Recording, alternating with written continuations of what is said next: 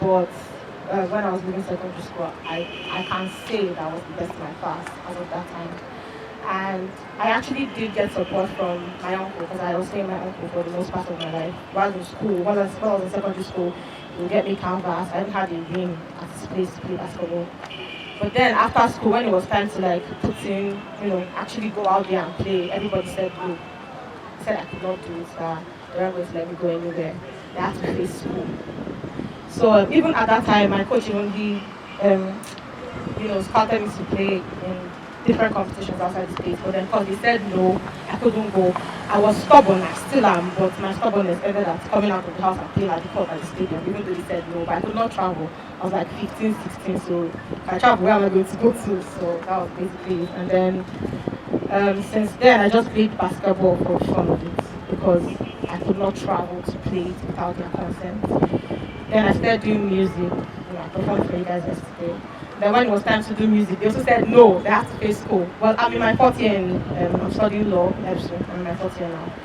They said no, I had to face school. And then that was when I said no. I'm older now, so I said no, I'm going to do this one, whether you like it or not. I'm not saying she rebel though, but I left the house. Currently I stay alone and I do my music and I come out to play. But hopefully now if they're going for competitions I can go as well. But then back then I couldn't. So that's my story. Okay. Parents are stopping you. It's not that they hate you. Do you understand? All they feel that they're trying to have the best choice for you, because what they could just see ahead of them is maybe the medicine, the doctor, the whatever. Like he said, it's not something that we have here, that sport is making people. But gradually we have states that I feel are already beginning to shift away from the normal go to school, it's only school. Parents are buying kits for their children to go play basketball now. When her teammates, I think for now you will know that one of her teammates actually made it to the WNBA.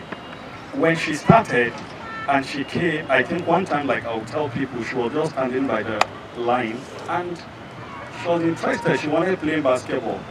And for me, in the north, it's even so difficult that you want to play as a lady. And I saw her with her hijab and everything, and I asked her a question. I said, will your parents allow you to play? I said she wants to play. I said, okay, give me your father's number. And I called the dad. I said, your daughter is here. And how she actually moved from Lagos to Makurdi to Kaduna, it was a mystery. So I said, okay, play. The first time I actually brought her to that team, everybody mocked at her. I wish you understand the Hausa thing. When you call Almajiri, it means that a beggar. Do you get it? Because she wasn't dressing well, she wasn't looking good. So they were laughing, and every day these girls would gang up and just be like gossiping me. Where did I get this kind of person? Where did I? But one of the things that actually brought that girl out, anytime we get to the camp, she would tell me, please, can we just go to the court? I want to have extra something I want to ask you. And sometimes I'll get so tired, because we'll be coming back in the evening, but you have to go just try to teach her one or two things. She kept doing it, we kept doing it. The first tournament we went for, I think in Asaba, she became the second best rebounder in camp. And after a year, she became the best rebounder in Nigeria. To cut the whole story short, from there, she moved down to Spain. After the Olympics, she stayed back in France. Right now, she's in WNBA, to cut the story short. But you know what? Every day now, I think it's the father that is encouraging everybody to go out and play. Your parent wants the best. If the game will bring you out as the best, they will encourage it. But where you know that this is not your thing, face something. I will always tell people. At the time, one time, ask him in Nigeria, among category games, I became one of the best shooters. But when movement get to movement, I knew that this part, no be the part. I had to go to school and just finish and start doing what I had to do. But today, I'm more on the administrative part of sports, not playing, but because I read that also, to be also part of that. So please, just when people are discouraging you, keep pushing, don't be stubborn, like she said, don't be stubborn, just keep doing it. Yes, people will mock, people will laugh, do you get it? But your opinion is what matters to you, it's not what someone is saying. Do you get it? What someone is saying doesn't matter. It's your own opinion about yourself. How do you define yourself? You might just look so bad now. She said she was looking so bad, you understand, about the whole thing. But today, it's a different story. So keep building and make sure you are learning the right thing. That's the final thing I will leave with you. Make sure you are learning what? The right thing. Sometimes you come, you are off learning, and you feel you can't go through a bad road, or you are through the wrong direction and expect what? The right result. So make sure you are learning the right thing, you are listening, and you are getting it right. As we put that, I think we're going to get to the top. Thank you so much.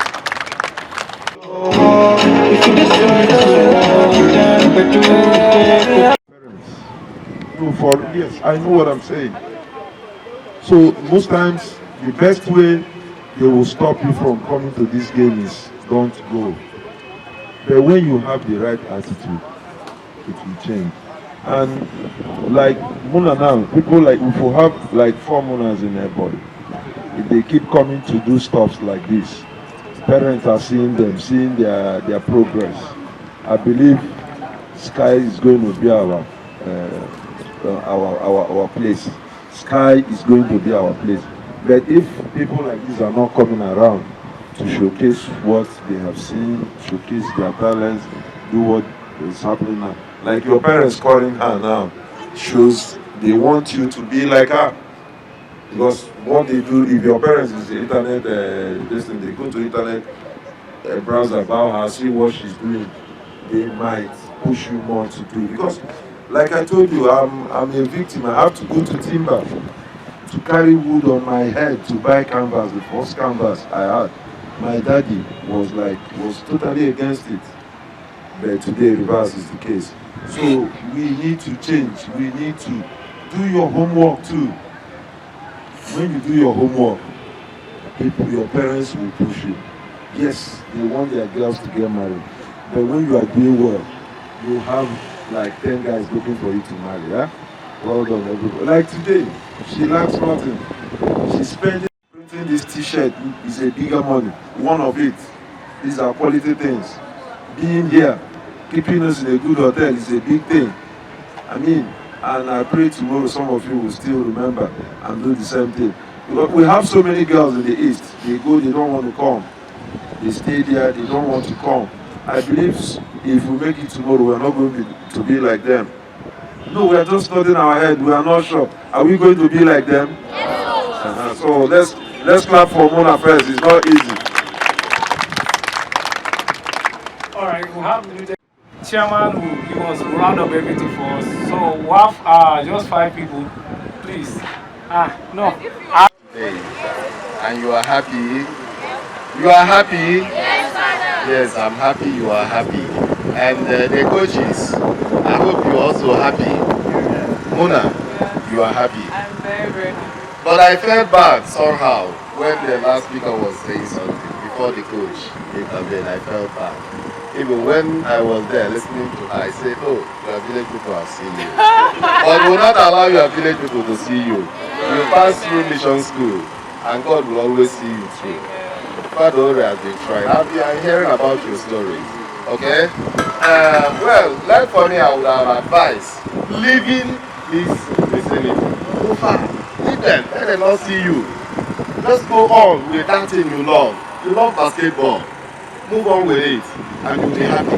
Yeah, God said you give it 1 year. Sometimes it's that thing you love.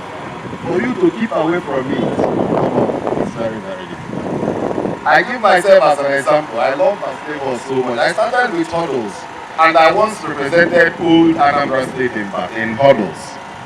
But when I entered the senior seminar, well, after my secondary school, they wanted me to continue with sports. That's hurdles. But I said, no, let me go and try priesthood. And I went in. Entering the senior seminary, no hurdles. I said, oh my God.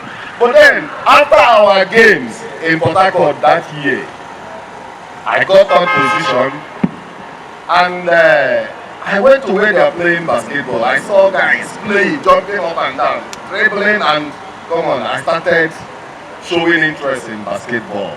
When I entered the senior seminary, no hurdles. I said, let me go and join that game where they do guy. You know what is that? When you see young ones growing, you see them bouncing ball and making guy with it, you know what it means. So in a senior center, I joined basketball. These are coaches are trying. Don't forget them when you get there. Don't forget them. I hope you have your eyes and you know what you want while you are here. Please help our children. Let them go. Thank you and God bless you.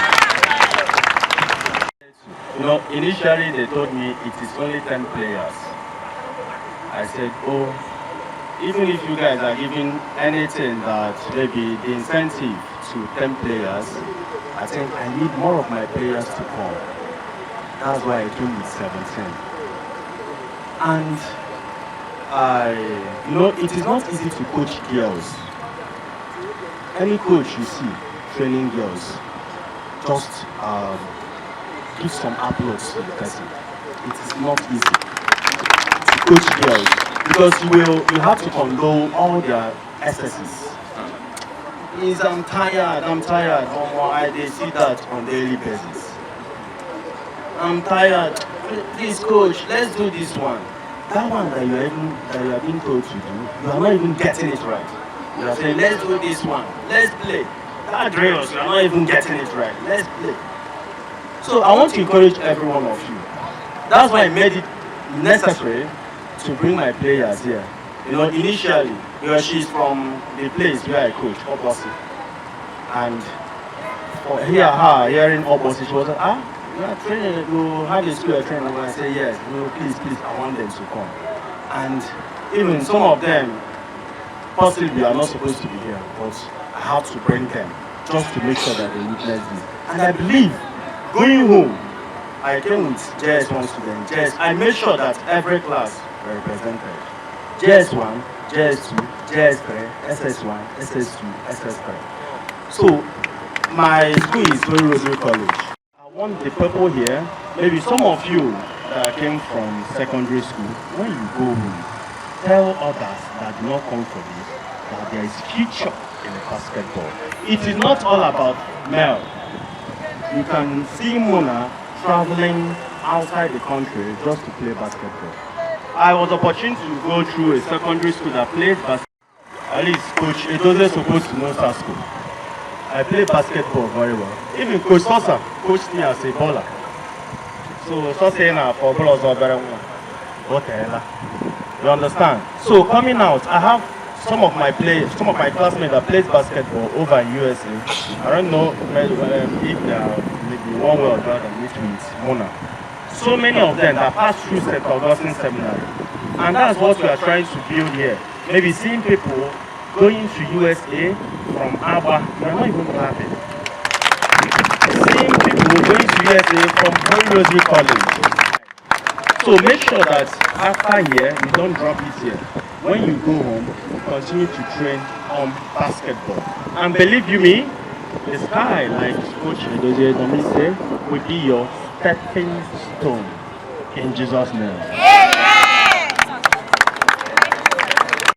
Shut up! Yeah, we're like you all know, we're all family, okay? Everybody's here around here. It's part of the family. So our guy here is that he doesn't need nobody. If you just do it, that's what you've done, but do